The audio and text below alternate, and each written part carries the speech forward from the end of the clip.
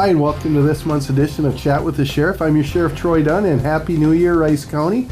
Hope you all had a great holiday and had a great New Year. So today, joining me, I have a couple of my correctional officers with us. I got Randy Hansen and Carrie Meyer. So, Randy, you want to introduce yourself and share a little bit about yourself, how long you've been with Rice County? I am Randy Hansen, a correctional officer here. I have been in Rice County since 2011. I did start at another facility in 2003, so I do have a few years in, and I live here in the county. And you also had a father that worked for the sheriff's office. Correct, and that is one of many reasons that I decided to come to Rice County and finish out my career. I'm going to plan on staying here till I do retire. Awesome, awesome. So yes. All right, yeah. Terry Hansen, one of our former deputies, was a deputy here with us, and Randy followed in his footsteps and is here today, and that's awesome. So, Carrie, introduce yourself. I am Carrie Francis. I know, I just got married a few months ago. I've been with Rice County for a year and a half now, and I went to law enforcement school, so that's kind of what put me into this career field. So. All right. Yeah. So a lot of times the audience only sees the patrol deputies unless they're fortunate or unfortunate enough to be back in our jail. But why don't you share a little bit with the audience, a day in the life of a correctional officer here in Rice County? Do you want to start? Go ahead, Carrie. Well, it's kind of crazy. Our jail is smaller, so we get to do a lot of variety. So we do the bookings, we confirm warrants, we send teletypes, we do the rounds, we pass out meds. So it's kind of, we get to experience everything here. So what you're saying is you're a social worker, a nurse. We're everything, yes. All of the above. Yep. Correct. We also, with our jail division, we are also help out with courthouse transports, picking up warrants all over the country. Actually, we've traveled all over, so we do put a lot of miles on, traveling around, picking up people, taking them just to and from court in the jail.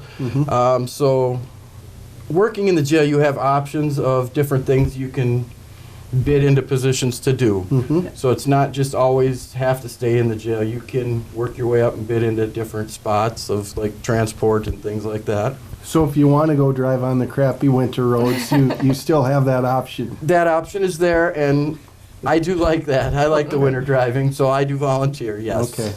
So Carrie, what would you say has been your biggest surprise as far as with the duties of a correctional officer, and something that you maybe didn't necessarily know before you got into law enforcement?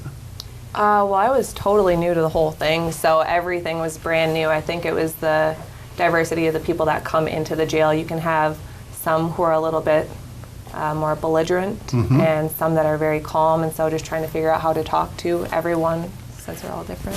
Yeah, we tend to, unfortunately, we deal with people that are dealing with chemical dependency issues, mental health issues, and I remember, now I'm really aging myself, but back in the 80s when I started, I remember that, you know, the person that we may be booked in a couple days later or a week later is not the same person, and that they're actually pretty decent people, and they can, you know, be a good person if they want to be, and for whatever reason, whether it's intoxication or mental health issues that are going on, that, you know, some people are just really a different person. So what kind of training do you guys have to do as far part of being a correctional officer? Twice a year we have to take a use of force class. We also need to be trained with chemical spray. We take a taser refresher every year. These are just some tools that we have to carry in the facility and on our transports. We do some... we do like ACH training. We do medical training as well. Okay. We just did a small one on working with hearing impaired people, because we do get those types, you know, and it's stuff we need to know to communicate with them. Right.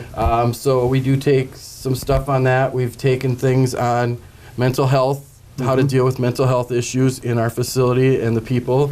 So there is quite a diversity of trainings. It's not just the use of force type of stuff. We Right. also have to learn how to deal with the other ones. De-escalation. Yes, techniques. de-escalation. And they offer different ones too that you can go to and sign up for and go out of county actually and sit down in conferences, and you just have to sign up for them. So Yes.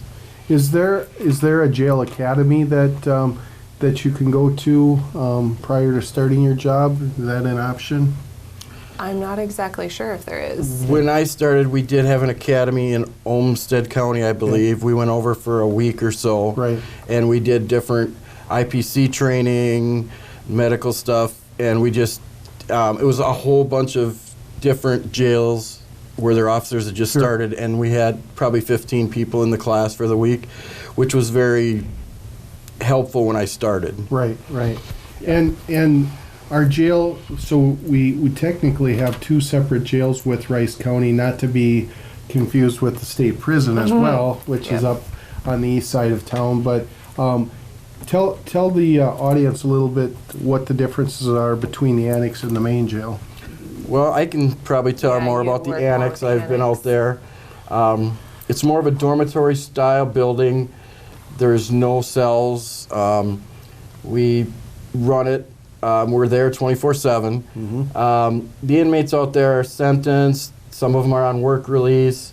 They're a very low risk, Minimum security. very low risk, minimum security type people out there.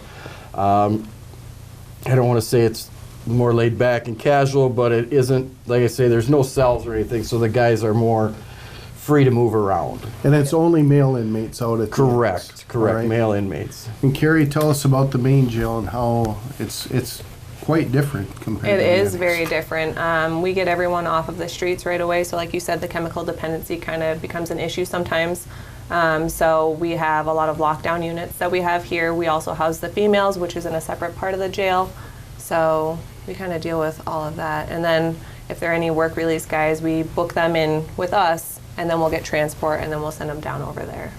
And we have special cells for people that might have medical disabilities and stuff like that, correct? Yep, it's our special housing unit. Yep, we have a separate area, so they're bigger cells sometimes. They have a day room and everything there for Okay. them. So. Good. So what would you recommend if you were trying to recruit some new candidates to be correctional officers? What would be some of the things you'd share with them as why this is a great job for them or a place to start? It offers so many different things during the day. You can do a booking, you can do warrants, you can do teletypes, you can do transports, anything like that. So your day just continually goes on. Nothing really drags too much. So it's pretty fast paced, which I like. I enjoy that. Everyone's really good about vacation times and helping other people out when they need hours off, or if someone's kid gets sick, we usually can call people in and they'll come and help with that. So. You mean you guys have families outside of work? Yeah, I guess. Yeah, yes. And the schedule from when I started and from when you were in the jail, Troy, has improved 200%. Our schedule is a very nice, works well, 12 hours rotate, Yep. days or nights, whichever you bid for. So the schedule's fairly friendly for people with families. Every other weekend off, technically, and so that's a nice part. Climate controlled. Oh yeah. Climate controlled, you get heat and air, so you're not out in the elements once you get here. Right. If you choose that and not be on the transport. Yeah. It's a very interesting career. You learn a lot, and if you're even looking at the road, I think a jail would be the place to start. Yeah. Oh, yeah. Just to get some perspective on the people that you end up dealing with. Yeah, I agree with that. I mean, that was one thing that I saw in transitioning from the jail back to the road is like I knew some of these people already. I had a connection. If you treat them well, they remember that Correct, stuff later. yes. So, well, hey guys, I just want to say thank you for the jobs that you do here because, again, you're behind the scenes. You're not out there. So many people, when they think law enforcement, they think the patrol officer, the deputy, the investigators. But you guys have a key role, and you do a great job. And I want to make sure I thank you guys for that thank you. because We appreciate it.